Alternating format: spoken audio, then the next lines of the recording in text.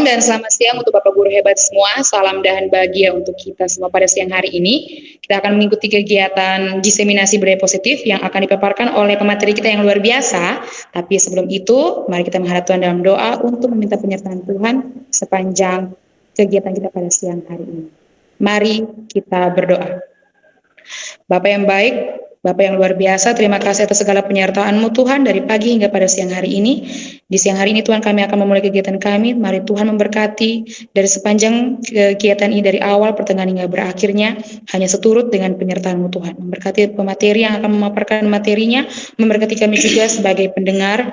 Kami dapat mendengarkannya, kami dapat mengerti, memahami, dan kami dapat menerapkannya dan mengaplikasinya dalam kegiatan pembelajaran kami di setiap harinya saat kami belajar nanti Tuhan.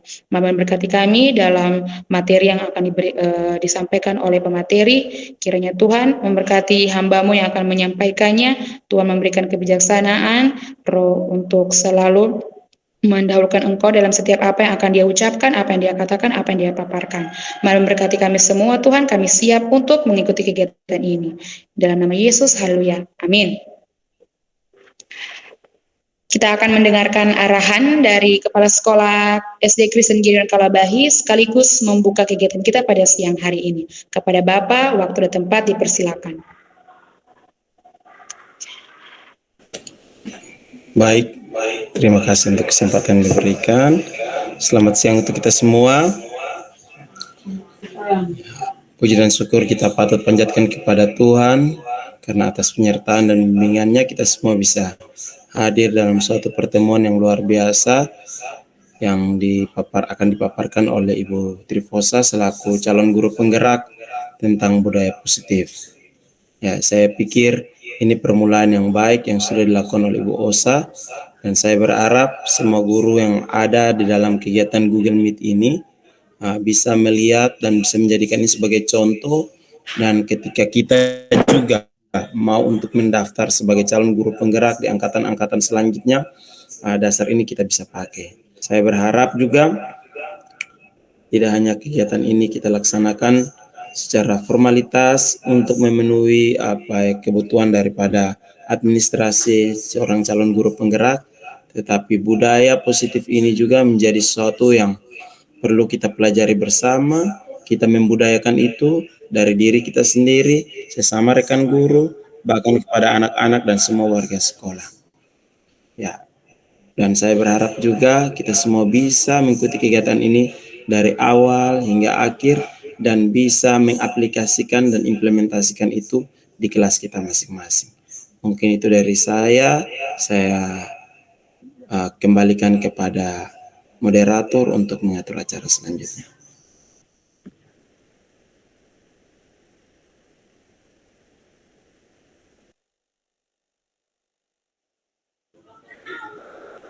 Ibu Lita, lanjut acara.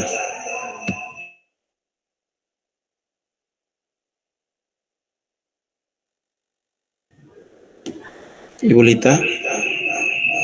Baik, kalau moderatornya tidak ada lagi, kita bisa langsung saja kepada pemateri Ibu Osa untuk menyampaikan materinya.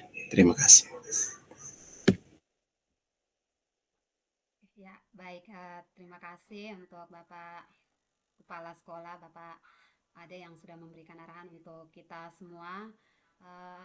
Sungguh bersyukur bahwa walaupun kita di dalam kondisi lagi waktu istirahat siang, namun saya bersyukur untuk dukungan dari teman-teman semua yang boleh ada bersama-sama untuk kita bisa sama-sama belajar tentang budaya positif hari ini. Tentunya saya percaya bahwa semua kita sudah sering mendengar tentang budaya positif, namun kita belum tahu pasti budaya positif itu yang seperti apa. Nah, saya di sini saya bukan menggurui teman-teman ya, tapi kita akan sama-sama belajar. Kiranya melalui sharing kita pada hari ini kita bisa sama-sama belajar untuk pendidikan yang lebih baik ke depannya. Nah, tanpa memperpanjang kata, saya akan menyampaikan materi hari ini. Mohon menunggu sebentar teman-teman, saya akan membagikan materinya.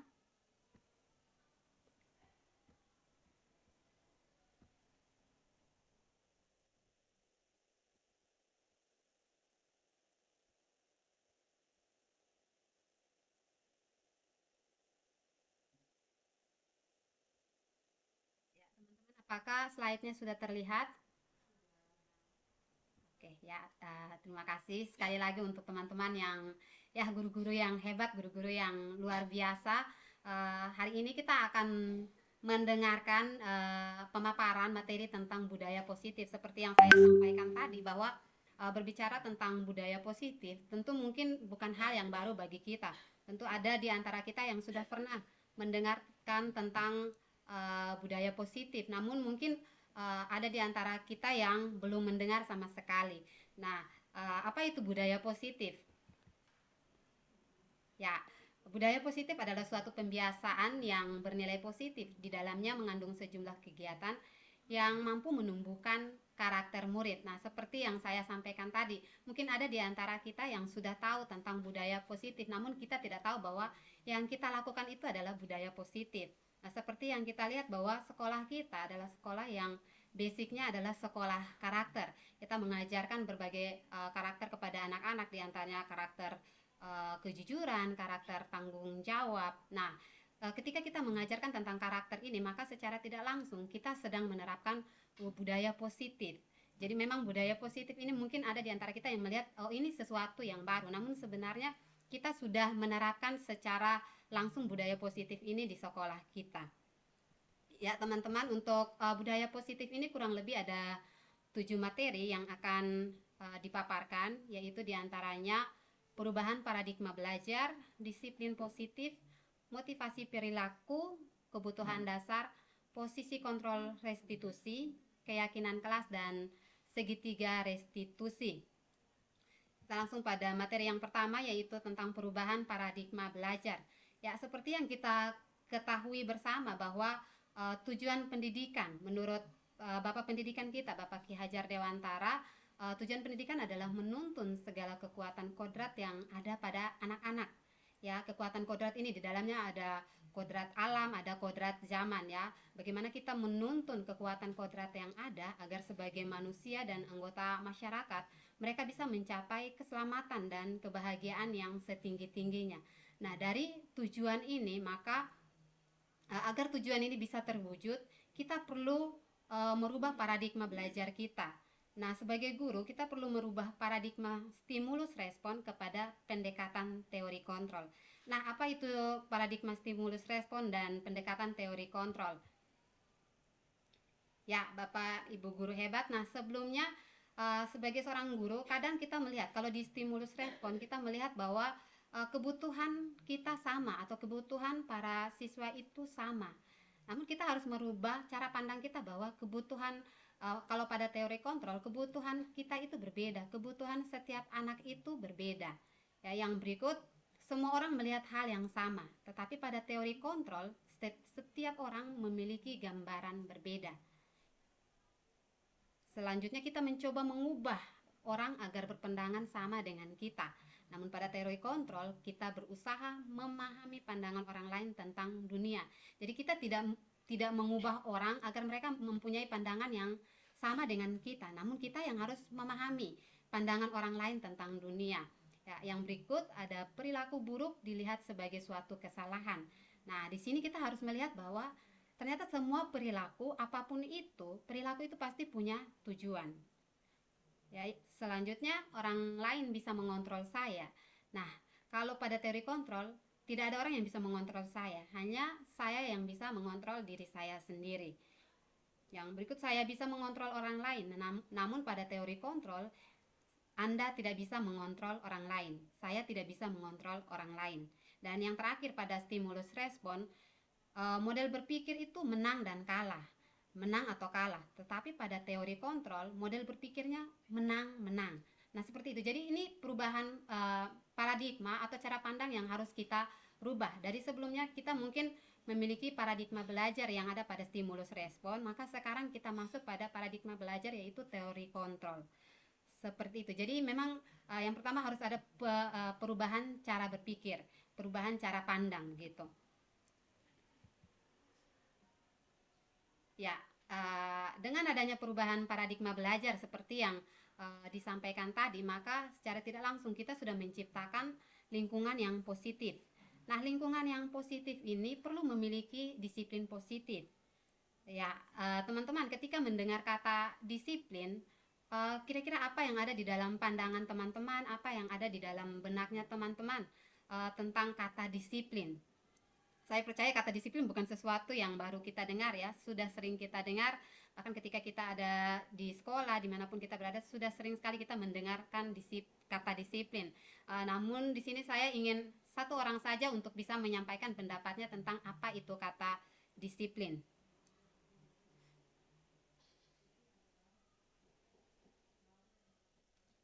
Oke, adakah yang mau membantu saya?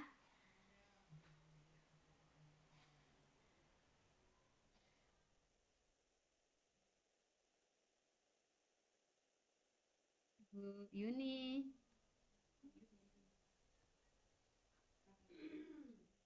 atau Ibu Bet?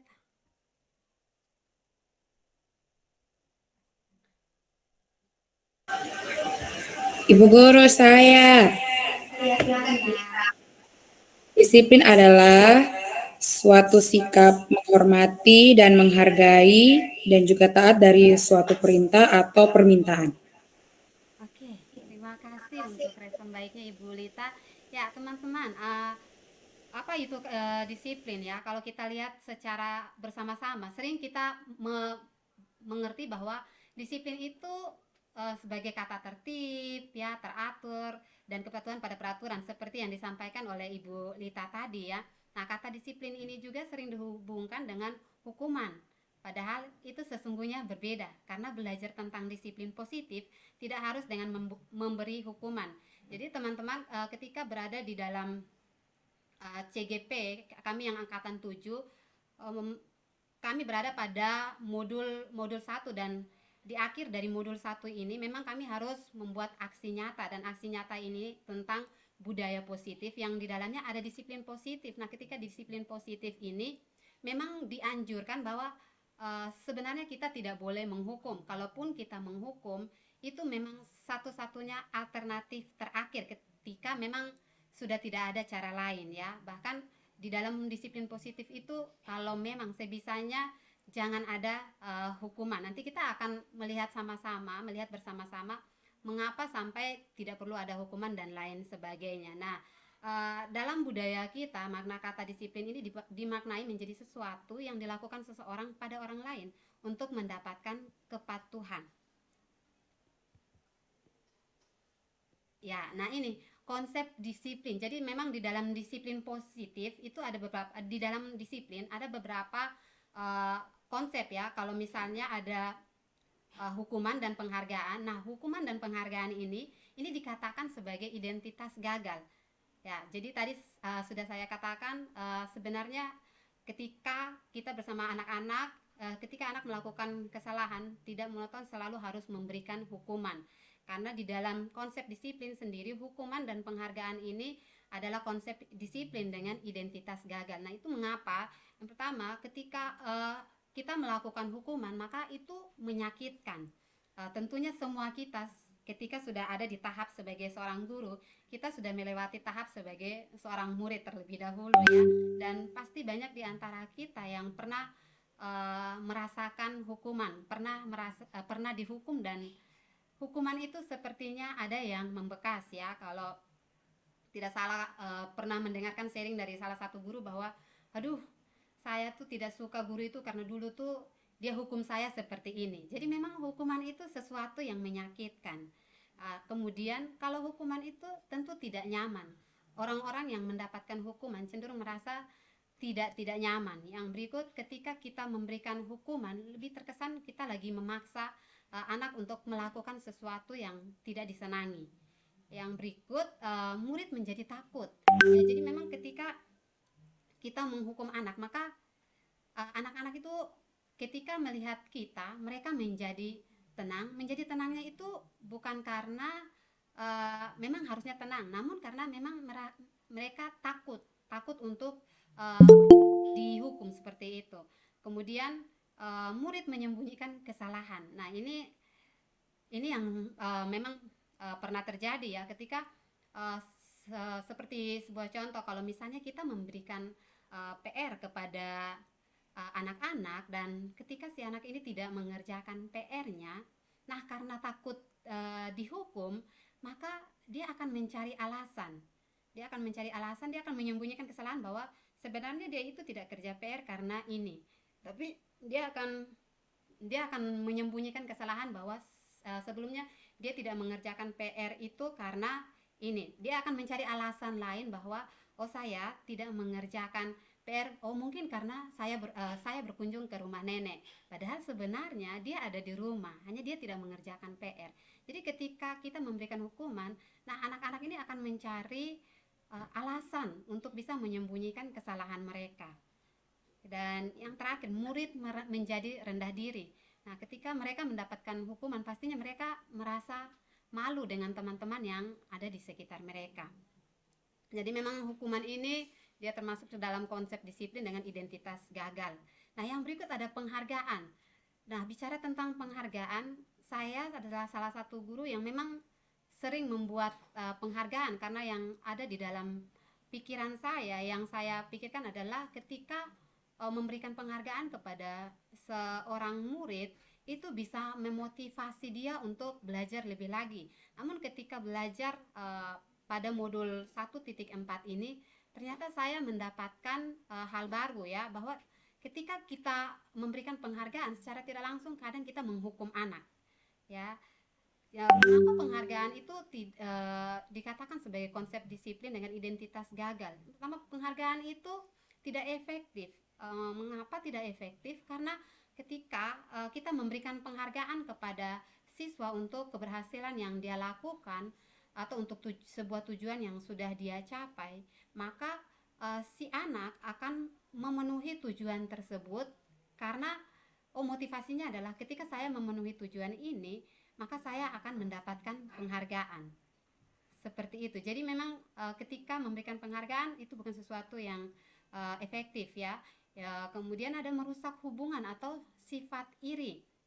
Nah, pada bagian ini memang ada anak-anak yang ketika kita memberikan penghargaan kepada si anak. Nah, misalnya si anak ini adalah si anak yang sering berhasil dan selalu mendapatkan penghargaan, maka akan timbul perasaan iri. Oh, kok dia terus ya yang dapat penghargaan? Ya, seperti itu. Jadi maksudnya di bagian ketiga bahwa mematikan kreativitas. Akhirnya dia berpikir, ya sudah, kalaupun saya berusaha nanti orang lain yang dapat, karena setiap kali saya berusaha kok si dia terus yang dapat. Seperti itu. Dan yang berikut menghukum dengan ranking. Menghukum dengan ranking ini di awal kita masuk pada kurikulum 2013 itu memang sudah kita sudah diingatkan bahwa kita tidak perlu memberikan ranking kepada siswa. Kenapa? Karena ketika seorang siswa itu mendapatkan ranking, maka siswa lain yang tidak mendapatkan ranking itu akan merasa bahwa mereka akan merasa seperti mereka itu dihukum karena mereka tidak mendapatkan apa-apa. Dan yang terakhir ada merampas hak menghargainya. Nah, merampas hak menghargainya ini seperti saya ambil contoh seperti anak-anak kelas 1.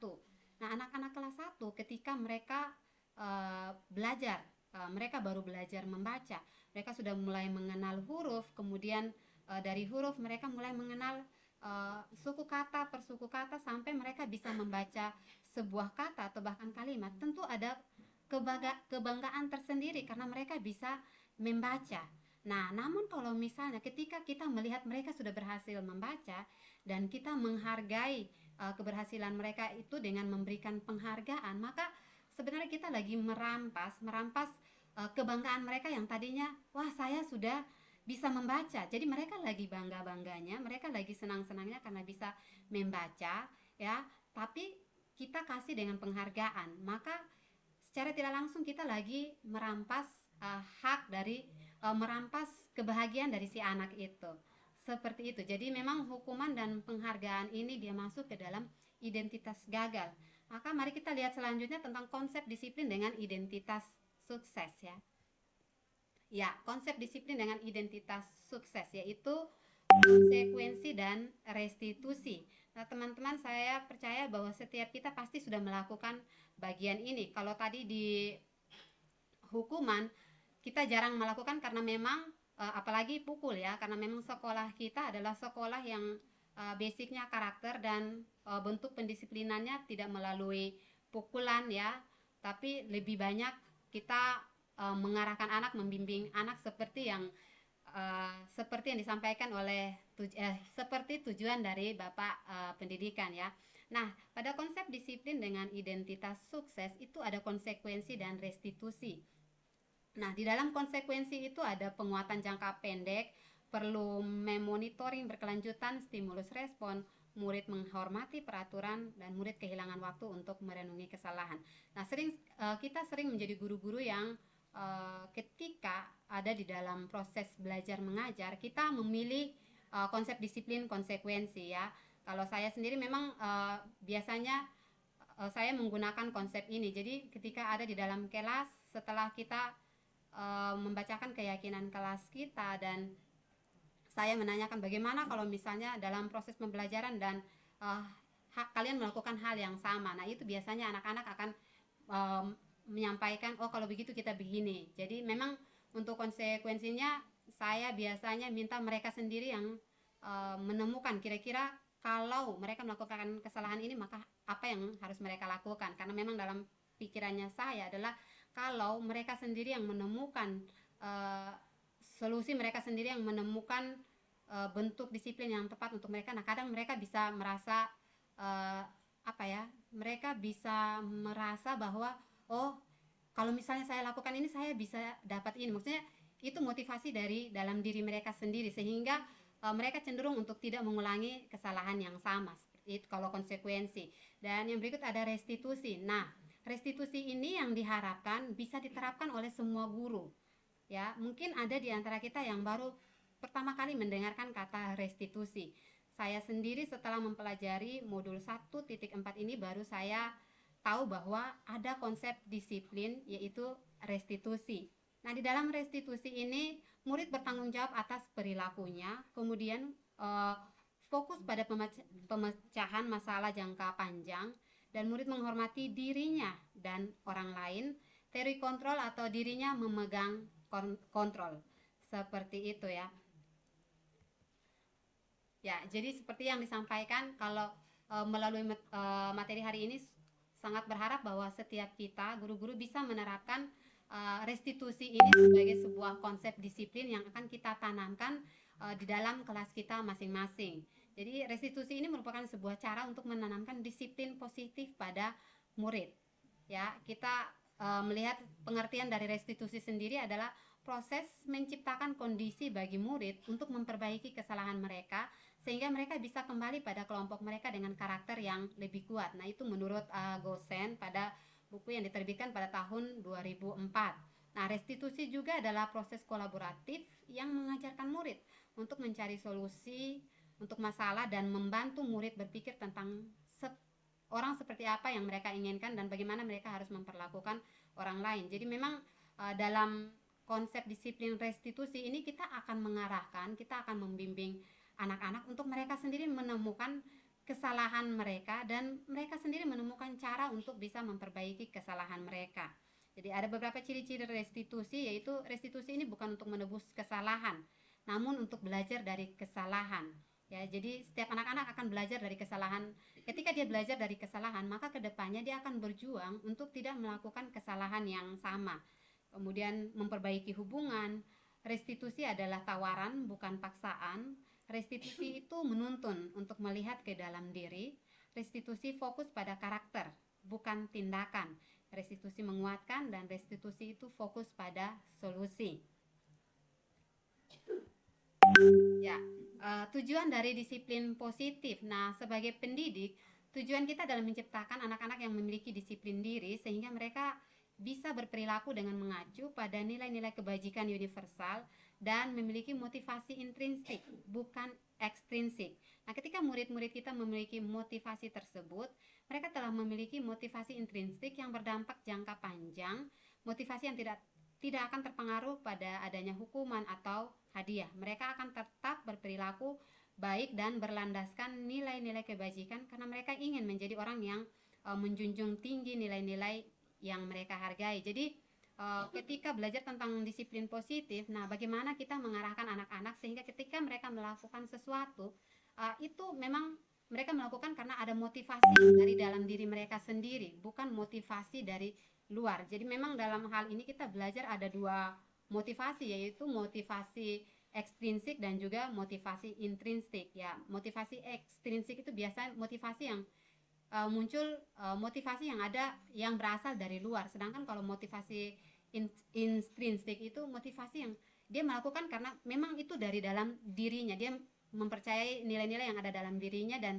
itu dilakukan benar-benar dari dalam dirinya. Jadi dia tidak terpengaruh oleh hal-hal dari luar. Ya, seperti yang saya sampaikan bahwa motivasi itu ada motivasi ekstrinsik dan motivasi intrinsik. Pada dasarnya setiap orang, seperti yang sudah kita pelajari di awal, bahwa setiap orang ketika dia melakukan sesuatu pasti punya tujuan. Punya tujuan dengan ada motivasi yang ada di dalam dirinya. Oh, kenapa dia melakukan ini? Maka Diane Gosen dalam bukunya Restructuring School Discipline menyatakan ada 3 motivasi perilaku, yaitu yang pertama, untuk menghindari ketidaknyamanan atau hukuman. Jadi ketika seorang anak mau melakukan sesuatu, dia akan melihat dulu, ketika saya lakukan ini, maka akibatnya apa? Nah, kalau misalnya dia melihat, oh akibatnya itu bukan sesuatu yang menyenangkan, maka dia akan berusaha untuk menghindari ketidaknyamanan atau hukuman. Jadi intinya di dalam ketika dia melakukan sebuah tindakan, ketika dia melakukan sebuah tindakan, kalau yang ada di dalam pikirannya, dia lihat dulu kira-kira perilaku yang tindakan yang dilakukan ini akan perilaku yang dilakukan perilaku yang dilakukan ini sekiranya ketika dia melakukan, apakah dampaknya, dan dia akan melihat dampak itu terlebih dahulu untuk menghindari ketidaknyamanan atau hukuman. Jadi dia lihat, kalau saya buat ini nanti saya dapat apa, seperti itu. Jadi supaya dia bisa menghindari ketidaknyamanan atau hukuman. Nah, di dalam 3 motivasi ini, motivasi yang saya sebutkan ini merupakan motivasi yang paling rendah, dan motivasi ini memang berasal dari luar, karena memang dia lihat dulu ketika melakukan ini apa yang dia dapat, seperti itu. Yang kedua yaitu untuk mendapatkan imbalan atau penghargaan dari orang lain. Nah, ini juga motivasi ekstrinsik, karena ketika dia melakukan sesuatu, dia mengharap ketika dia melakukan sesuatu yang ada di dalam pikirannya, ketika saya melakukan ini, apa yang saya dapat? Penghargaan apa yang akan saya dapat? Ya, seperti itu. Dan motivasi yang terakhir adalah untuk menjadi orang yang mereka inginkan dan menghargai diri sendiri dengan nilai-nilai yang mereka percaya.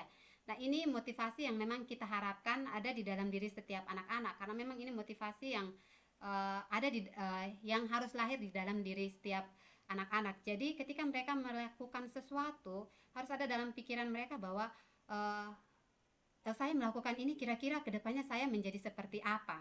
Oh, kira-kira nilai yang saya bangun itu seperti apa. Ya, jadi memang yang diharapkan adalah setiap anak bisa memiliki motivasi yang ketiga ini, yaitu motivasi intrinsik, motivasi yang memang mengalir dari dalam diri mereka sendiri.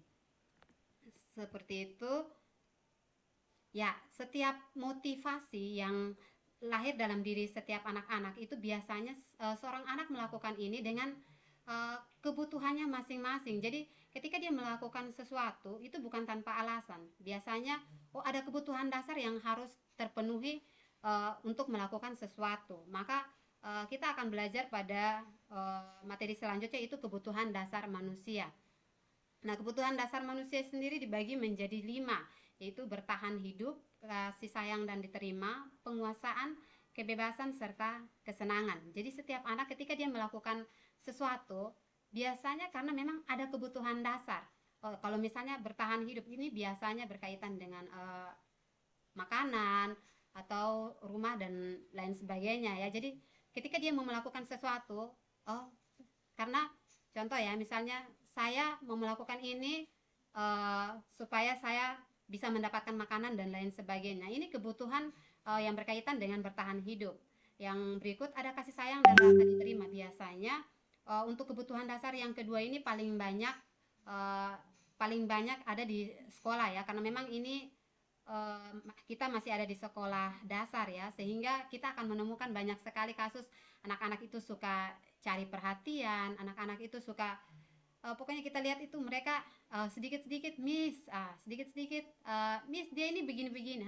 Secara tidak langsung ketika mereka melakukan bagian itu, mereka lagi membutuhkan kasih sayang, mereka lagi mencari perhatian untuk kita bisa melihat mereka. Dan ketika mereka melakukan bagian, jadi kalau misalnya teman-teman melihat ada anak-anak di dalam kelas yang sedikit-sedikit mengadu, sedikit-sedikit mengeluh datang dan Miss dia ini seperti ini. Nah biasanya tipe-tipe anak seperti ini itu karena mereka lagi membutuhkan kasih sayang dan mereka mau supaya mereka bisa diterima.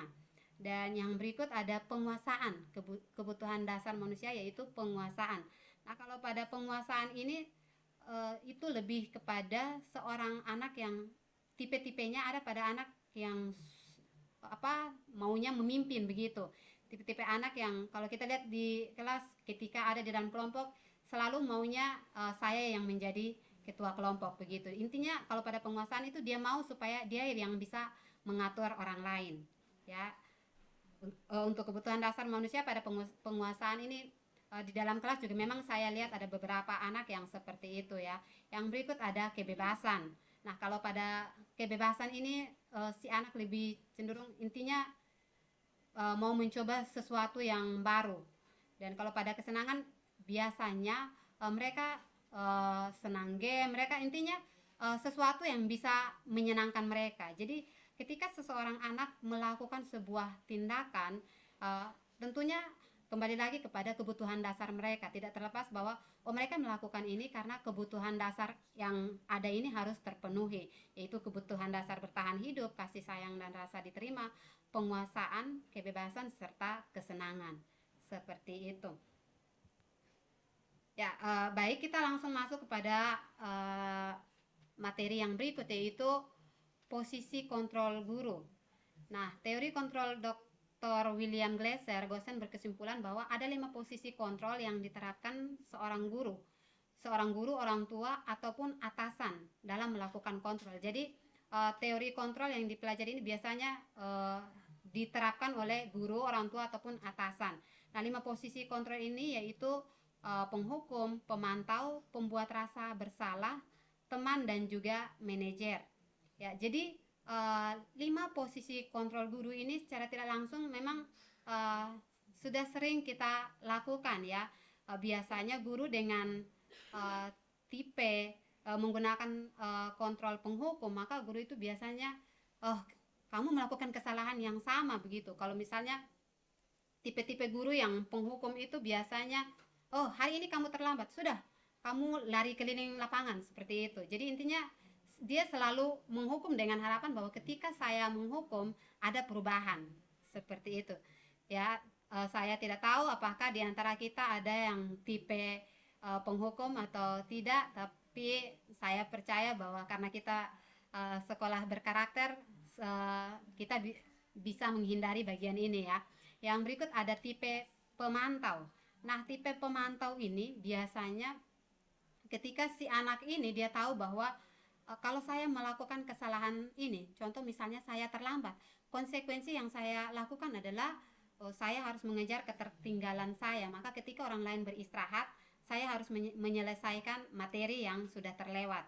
Misalnya seperti itu. Maka ketika dia menyelesaikan, guru itu akan terus memantau, melihat apakah dia menyelesaikan atau tidak. Nah itu tipe-tipe guru yang melakukan kontrol pemantau. Dan yang berikut ada pembuat rasa bersalah. Nah ada juga pembuat rasa bersalah ini biasanya seorang guru akan menggunakan kalimat seperti ini, ayolah kalau misalnya kalian buat seperti itu, Miss akan ditegur oleh kepala sekolah misalnya seperti itu. Nah secara tidak langsung ketika kita mengeluarkan kalimat-kalimat seperti ini, maka si anak akan merasa berarti nanti karena saya Miss bisa ditegur oleh kepala sekolah.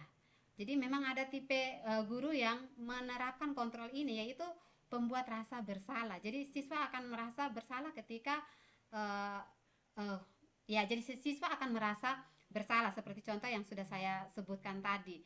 Yang berikut ada teman. Nah kalau teman ini biasanya mereka bisa bercerita seperti antara bukan sebagai guru dan siswa ya, tapi biasanya lebih seperti teman. Jadi kadang kalau posisi kontrol teman ini biasanya seorang guru akan mengucapkan kalimat seperti ya sudah kali ini kamu kalau kali ini kamu salah ya sudah hari ini ibu guru maafkan, nanti lain kali tidak usah ya seperti itu. Atau misalnya oke, kali ini kamu melakukan kesalahan maka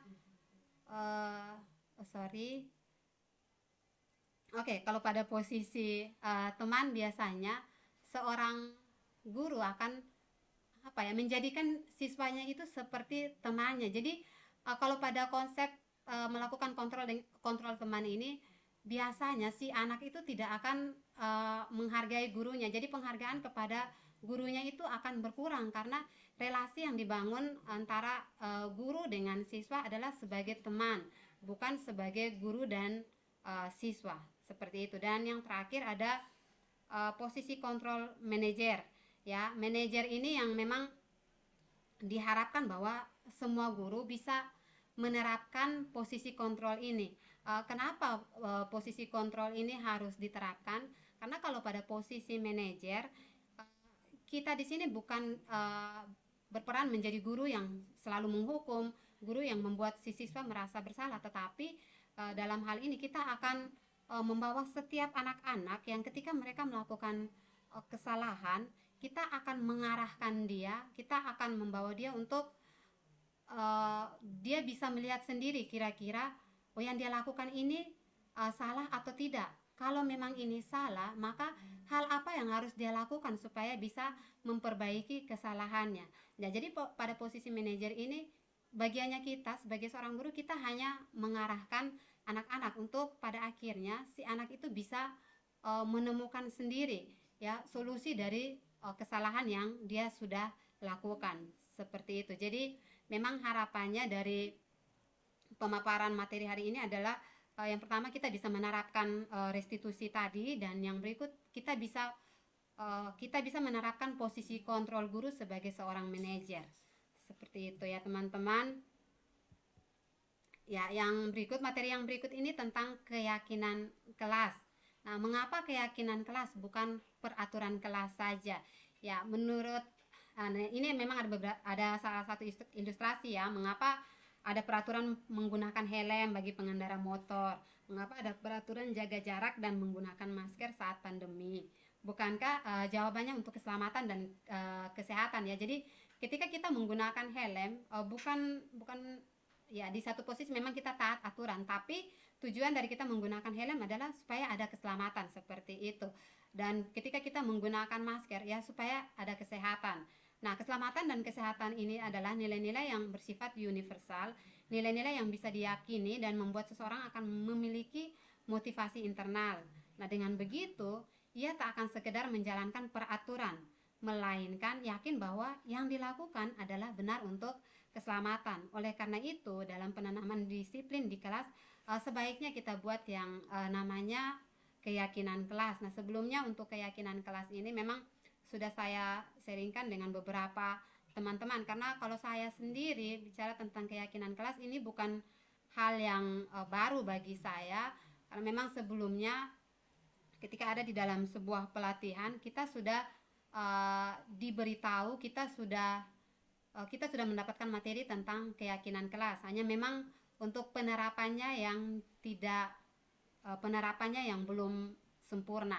Ya, pernah membuat keyakinan kelas, namun itu tidak dilakukan secara terus-menerus begitu. Jadi mungkin ada teman-teman yang baru mendengar tentang keyakinan kelas. Nah, keyakinan kelas itu memang dalam keyakinan kelas kita akan membuat sebuah peraturan seperti peraturan atau konsekuensi. Nah, di dalamnya itu bukan kita guru-guru yang membuat peraturan, tapi di dalam keyakinan kelas kita akan bersama-sama dengan siswa, untuk bisa membuat kesepakatan kelas secara bersama-sama. Nah, ada beberapa hal yang perlu diperhatikan dalam pembentukan keyakinan kelas, yaitu keyakinan kelas itu bersifat lebih abstrak daripada peraturan yang lebih rinci dan konkret. Kemudian keyakinan kelas itu sebaiknya sesuatu yang dapat diterapkan di lingkungan tersebut. Jadi memang diharapkan setelah pemaparan materi ini kita bisa membuat keyakinan di kelas kita masing-masing. Yang berikut ada keyakinan kelas berupa pernyataan-pernyataan universal. Selanjutnya ada pernyataan keyakinan kelas senantiasa dibuat dalam bentuk positif. Nah, dalam bentuk positif ini biasanya kebanyakan ketika kita membuat peraturan lebih banyak ya, jangan membuang sampah sembarangan, ya, jangan menyontek seperti itu. Nah, di dalam pembentukan keyakinan kelas sedapat-dapat mungkin kita menghindari yang namanya kata-kata yang negatif. Karena kata jangan, kata tidak ini kan bentuk dari kata-kata negatif. Maka ketika membuat keyakinan kelas, kita harus membuatnya dalam bentuk yang positif. Ya, keyakinan kelas hendaknya tidak terlalu banyak sehingga mudah diingat dan dipahami oleh semua warga kelas. Kemudian semua warga kelas hendaknya ikut berkontribusi dalam pembuatan keyakinan kelas lewat kegiatan curah pendapat dan bersedia meninjau kembali keyakinan kelas dari waktu ke waktu ya. Jadi memang untuk pembentukan keyakinan kelas ini setelah menerima materi dalam modul ini, saya sendiri sudah menerapkan. Jadi di Desember kemarin, karena memang materinya ini kami dapat di bulan Desember, sudah saya lakukan pembentukan keyakinan kelas bersama anak-anak saya. Seperti itu. Nanti sebentar kita akan melihat penerapan pembentukan keyakinan kelas itu seperti apa. Nah, ini prosedur yang perlu kita perhatikan, langkah-langkah yang perlu kita perhatikan dalam pembentukan keyakinan sekolah atau keyakinan kelas. Jadi setiap murid-murid di sekolah atau kelas itu bercurah pendapat tentang peraturan yang perlu disepakati di sekolah atau di kelas. Jadi aturannya bukan kita yang buat, tetapi diberikan kembali kepada setiap anak-anak untuk mereka bisa mencurahkan ide, mencurahkan pendapat mereka tentang hal-hal apa yang harus diperhatikan supaya kondisi pembelajaran di dalam kelas itu baik, seperti itu. Jadi itu langkah yang pertama. Yang kedua adalah mencatat semua masukan-masukan para murid. Jadi setiap murid yang sudah mencatat kesepakatan mereka itu kita catat kembali, dan sesudah itu kita akan menyusun keyakinan kelas sesuai prosedur pembentukan keyakinan sekolah atau kelas. Nah, ini tadi kita harus mengganti kalimat-kalimat dalam bentuk negatif menjadi positif. Jadi seperti yang saya sampaikan, kalau misalnya keyakinan kelasnya, misalnya contoh kalau saya di kelas 2 itu kan anak-anak masih terlalu kecil sehingga kesulitan di dalam membuat atau mencurahkan ide begitu. Jadi memang ketika saya membuat tentang keyakinan kelas ini, contoh ada beberapa anak yang memberikan pendapatnya adalah jangan menyontek. Nah, ketika mereka memberikan kata dengan jangan menyontek nih, kita perlu menggantinya menjadi kata yang positif. Jangan menyontek ini berarti kata positifnya saya harus jujur, seperti itu. Atau misalnya si anak dan jangan ribut di dalam kelas, maka kita bisa ganti kalimat negatif ini menjadi saya menjaga ketenangan kelas, seperti itu. Dan yang keempat, mencatat semua masukan-masukan para murid atau warga sekolah di papan tulis atau di kertas besar.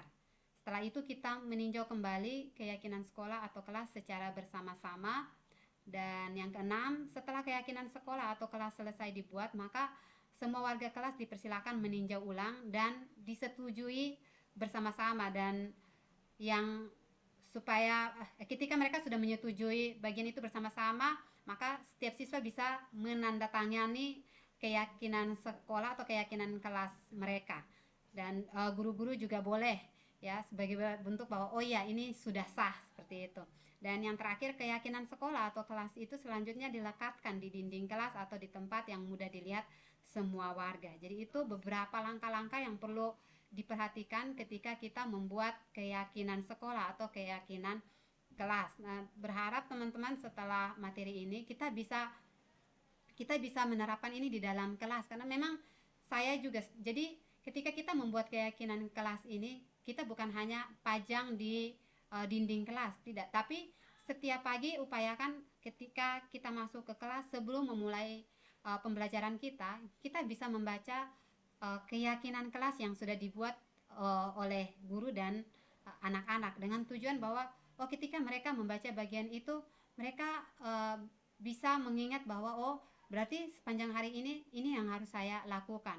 Dengan sendirinya ketika kita melakukan hal itu setiap hari, saya percaya bahwa setiap anak akan memiliki motivasi yang murni dari dalam diri mereka sendiri, bahwa sebagai seorang murid berarti yang harus saya lakukan adalah saya harus memperhatikan ketika guru menjelaskan, atau saya harus menjadi anak yang jujur. Jadi ketika mengerjakan ulangan saya tidak melihat punya teman, atau saya tidak melihat catatan saya, seperti itu.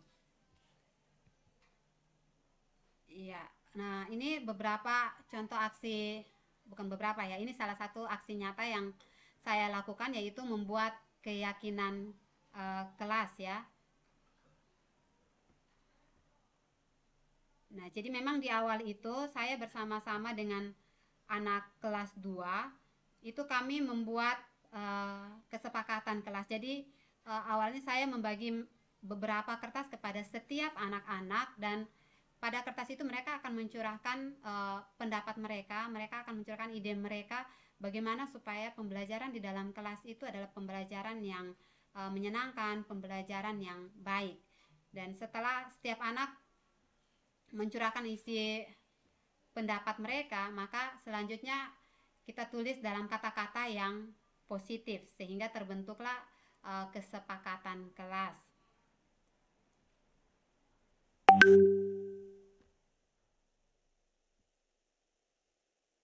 Ya.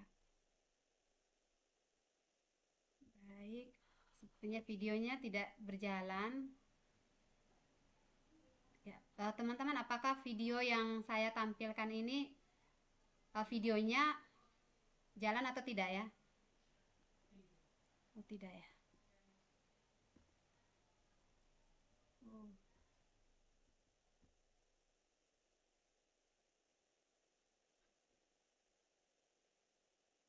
Oke, tidak apa-apa. Kita lanjut saja teman-teman. Jadi nanti videonya bisa kita tonton secara langsung ya, karena memang videonya tidak bisa diputar dengan baik. Kita lanjut ke materi selanjutnya. Nah, ini ya.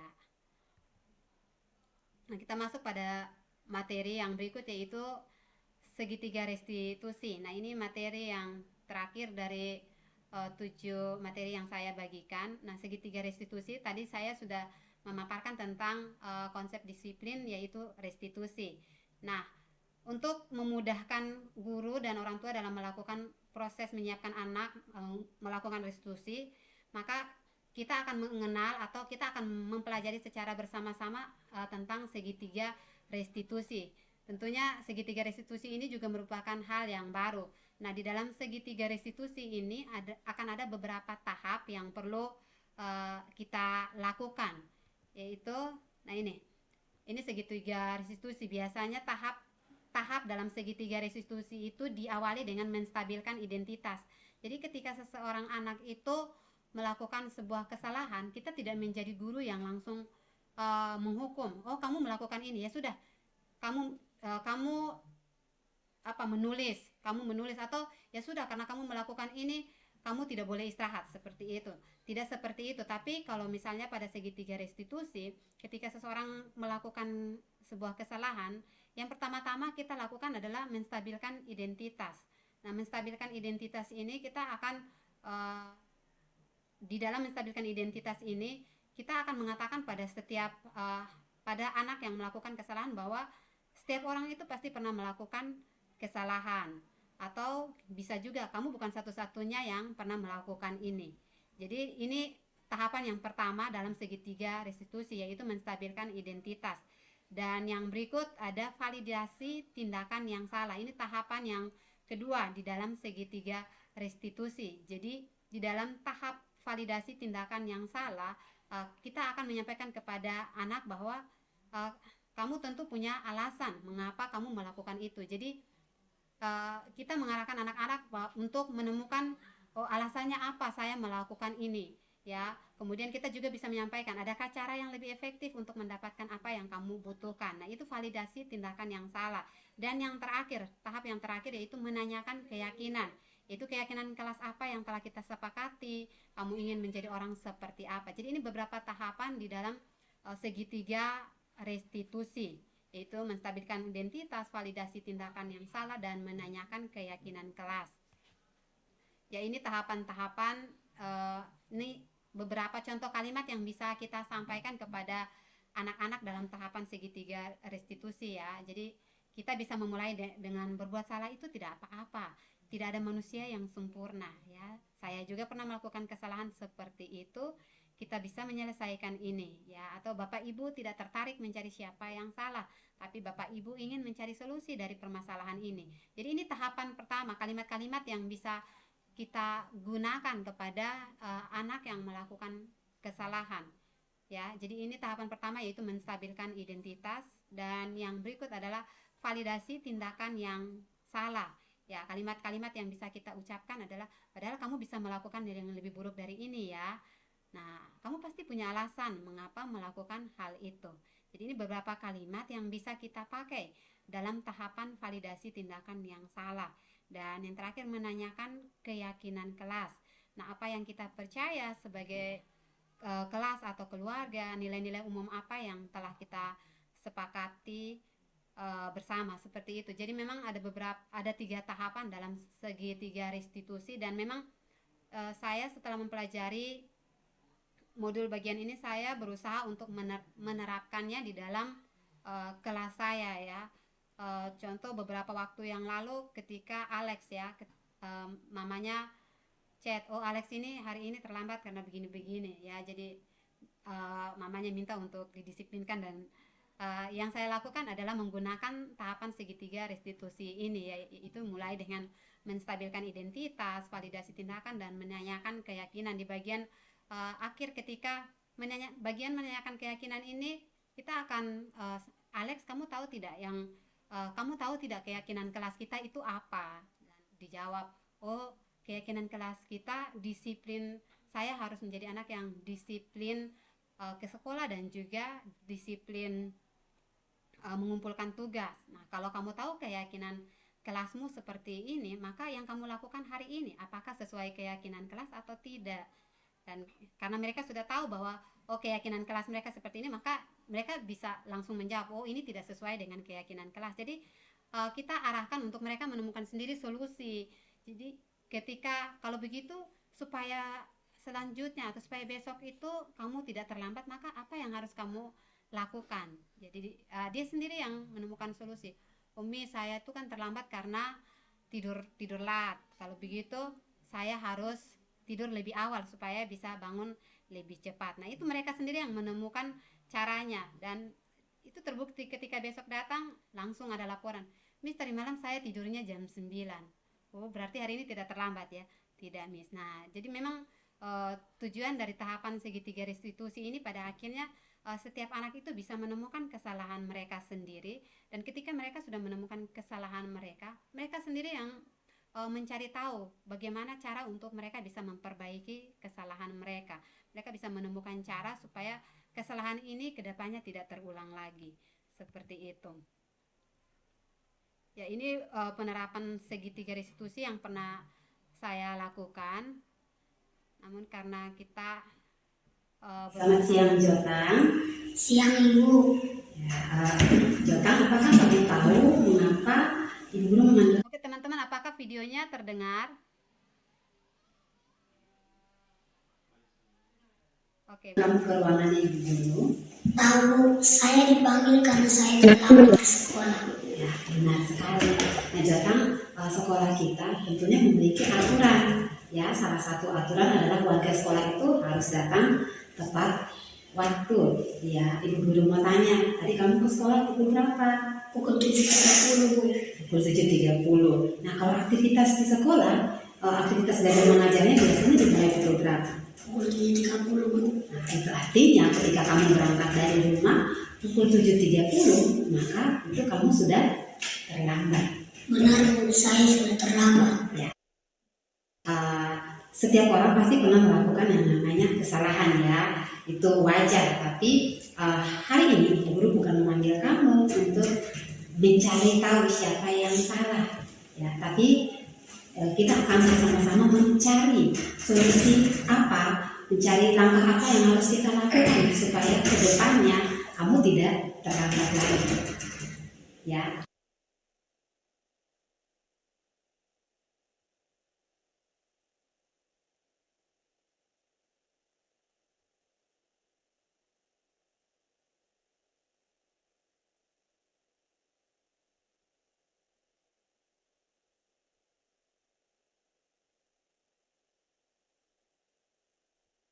Oke, baik.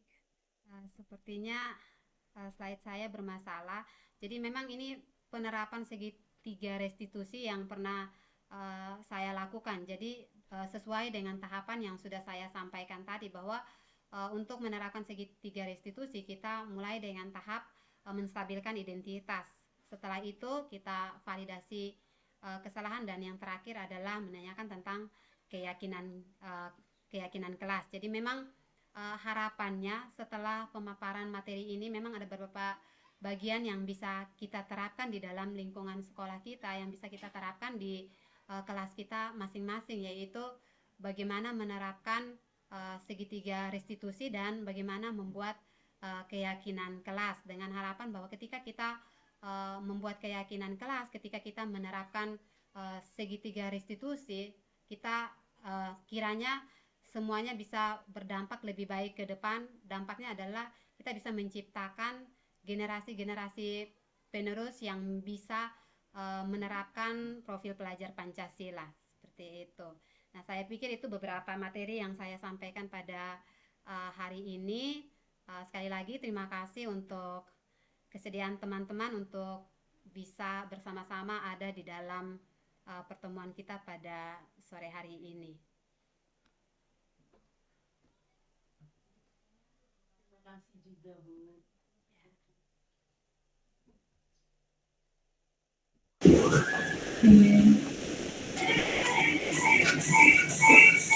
Terima kasih untuk Miss Osa, materinya luar biasa, diseminasi tentang budaya positif. Mudah-mudahan Bapak Ibu guru hebat semuanya yang luar biasa tetap mencerminkan dan terus menjalankan budaya positif, bukan hanya budaya positif tapi pribadi yang positif, sehingga kita dimanapun kita berada kita menjadi berkat. Baiklah, kita akan menutup kegiatan kita pada sore hari ini. Saya minta kesediaan Pak Aris untuk menutup kita dalam doa.